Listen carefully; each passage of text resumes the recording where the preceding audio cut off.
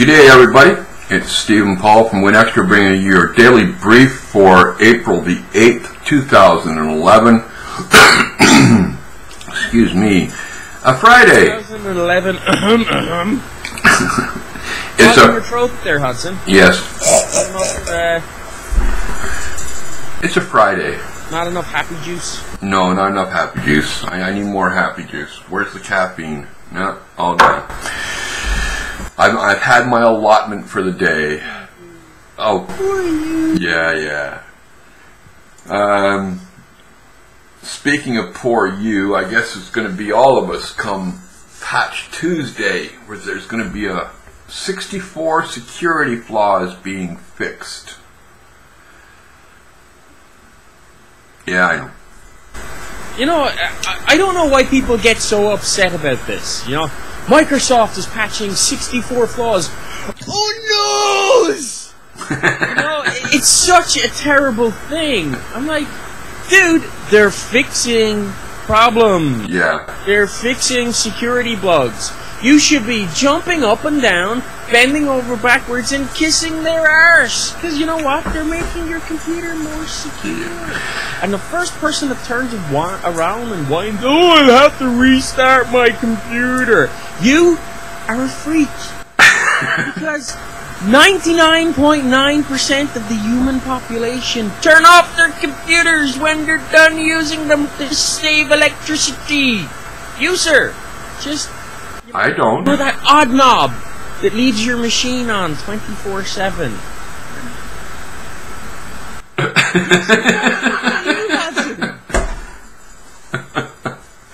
Anyway, quickly, they plan to release 17 security bulletins, including 9 that are related critical and 8 rated important. 15 of the bulletins address vulnerabilities that would allow attackers to remotely execute code. Blah, blah, blah. Well, you know what? Just kind of jumping around in the show notes. Just because, speaking of the fact that this is being pushed by Windows Update, some people are starting to see E9. Yeah. It's an optional update. Marked as important. But apparently, according to Mary Jo Foley, everybody on the planet and their mother read the Microsoft release on it wrong. Microsoft apparently said that IE9 will not be broadly rolled out on Windows Update until the end of June. Apparently that didn't mean that Microsoft wouldn't roll it out beforehand to those who weren't testing IE9. And the March 29 blog post also stated, Windows Update for all our Windows customers will start sometime next month, and by the end of June we will have a great sense of enthusiasm for Windows 7. Apparently that meant actually we're starting to roll it out right now, and we'll have a sense of what people feel by June. Yeah. We're not rolling it out for June, but yeah, I heard yesterday it was going to be a throttled release between a couple days ago and the end of June. Dude, I don't understand why it wasn't just shoved in mass. Yeah. It's done. It's out there. People are already using it. The tool was released so that you know, corporations, companies, and that sort of stuff could block the update. So, where's the issue here? Yeah. Speaking of pulling stuff or releasing stuff, Chris Walsh. I know. Chris Walsh was the gentleman that released the WP7 Updater app for updating. The Updater app that allowed anybody with any phone to easily upgrade to Nodo, you know, something that people like AT&T customers, for example, you know, Microsoft's Premier still can't do while everybody else is updating around them. Apparently, I guess he had a meeting with the folks at Microsoft, and he has pulled the updater and is telling everybody, do not use it. Yeah, now, we're getting the impression here, right? Microsoft didn't pull this. No, he didn't. Talked to him. Yeah. But it's much the same as the thing as the side loader. Yeah, the Chevron WP7. Yeah, when that came out. It's much the same deal there. Microsoft sat down with him, talked to him, told him, look, this is what we're planning and this is what we're doing, and he came to his own free will, via his own free will, the decision to take it down that. Well, part of the reasoning that it was pulled down is because it had to do with the fact that the updater would affect future updates being able to be applied to the phones. The possibility. Yeah, the possibility, yeah. But anyway. Personally, I think, maybe his bank account might be a little bit better. Oh, I don't think so. I honestly don't. I'm only joking. I don't. Microsoft didn't pay him any money whatsoever. No. Just now has like 10 million.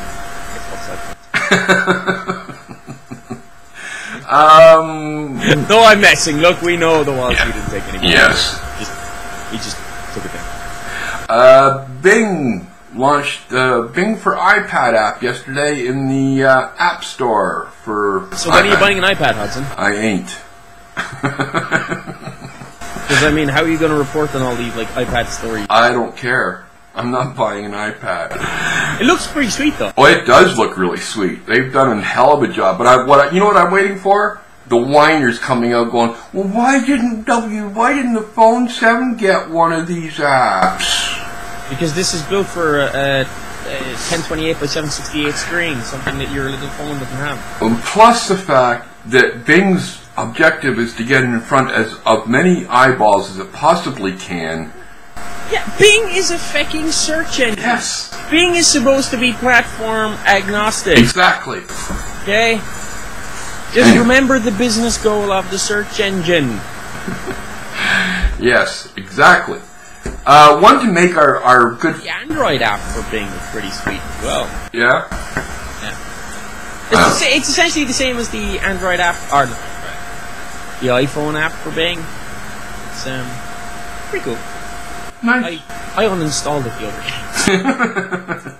Yeah, but you... Don't use it. Yeah. This one will make our good friend Pierre in France really happy, I hope, anyway. But Microsoft is putting the Windows Phone 7 on promotional tour in France. Yeah, so March 16th to the 17th, they'll be showing up all over France, displaying Windows Phone 7, doing a little tour, a little marketing, a little getting the word out there, and for those of you who do happen to drop along or run into any of these events, they'll be raffling off multiple HD7s as well, so you might get the opportunity to pick yourself up a new sweet Windows Phone 7, hopefully already with Nodo on it.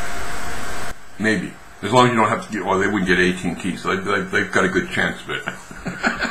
But yeah, there's...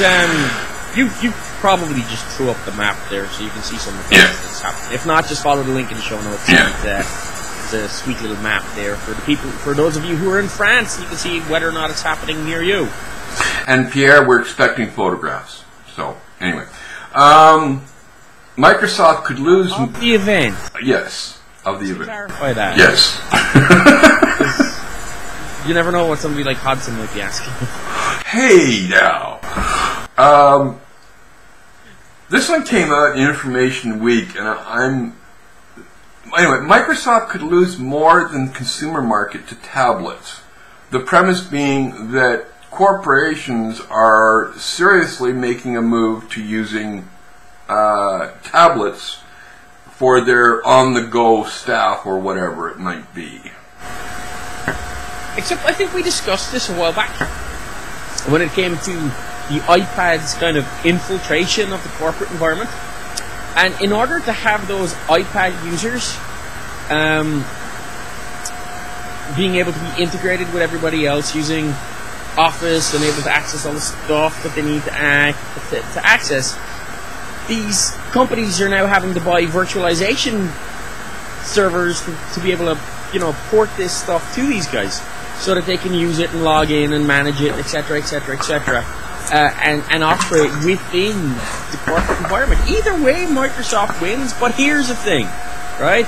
Eventually, corporations will figure out that most of these tablets that are coming out, especially the iPad, they're not corporate suitable. They're toys, you know?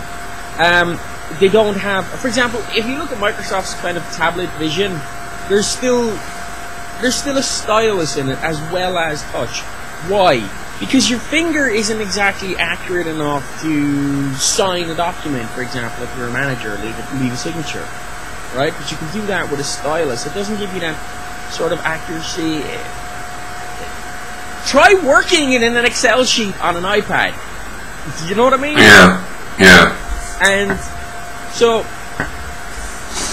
if maybe Android tablets have the means to come in here and make some headway, but again, there's a lot of challenges to be met in terms of security, in terms of data security, in terms of what the devices are and aren't allowing access, locking them down, profiles, etc., etc., application crossover, portability. You know, it would be really. There's a possibility that Microsoft could be damaged, but it's not going to be, within the next year. Yeah. See, like a lot of this stuff we're hearing from research groups. What I'd like to hear from is someone involved in a big corporate IT environment. Let us know what impact these iPads are having or what headaches they're giving you. Like, we really like to know, because I'm tired of hearing just from the research groups who are spouting off numbers. So if you work in an IT department for a big corporation and you're having to deal with these issues, why don't you drop us a line at podcast@WinExtra.com and let us know, or quickly leave us a voicemail at what's the number, Paul? 51281870. Yeah, and let us know, because like I said, I would rather hear from you than Gartner. Period. Well, you see, that's the problem with a lot of analysts. They sit at the desk. Yeah. They don't do this in sort of real world experience. I used to sysadmin and manage networks, and from my experience, it was always going to be what is going to work best, simplest, and cheapest. Yeah. You have this environment already, so what can we do that means we're not going to have to buy extra gear to support it? That's going to be the cheapest, the most cost-effective route for us to take. Yeah. That is the bottom line for most companies. And while these tablets may be coming in, I think the main area that we're kind of seeing it is that a lot of companies are kind of saying, okay, you have a tablet already. Let's see if we can't facilitate you using your own tablet rather than bringing in something that rather than us purchasing the device. Yeah. And that's kind of where a lot of it is coming from. But yeah, we would like some real world feedback on that to give some sort of discussion points and clarify the situation beyond, analysts' blog posts. Yeah. So that's the end of today's show, folk. For Friday. I want to give out. Okay. I do want to ask 2 tips. All right. If any of you guys are out there are using AVG, there is a new Dropbox alternative. It is Livekive. Livekive, that's the one. Yeah. Exactly. Free 5 gig account. And of course, anything that's in the AVG cloud will be being antivirus scanned and that sort of stuff. If you've used it, let us know what you think of it. We haven't tried it out yet, but I'd like to know what your guys' opinions are on it. And finally, for any of you who are using Google Chrome, something I came across just a couple of minutes ago, pre-show, is Minimalist for Facebook. Go to the Chrome web store and download the app. Try it on your Chrome. It allows you to get rid of 99% of the shite that happens on Facebook and actually make Facebook a worthwhile experience. And the reason I'm bringing this up is it might actually make Hodson come on and start using the WinExtra Facebook page himself. Okay, and that's facebook.com/WinExtra, so it's not just, the rest of us on there. And on that note, folks, that's Paul, I'm Steve, and we both wish you have a happy Friday, end of the work week, and we'll see you next week. Have a good one. Have a great weekend, folks.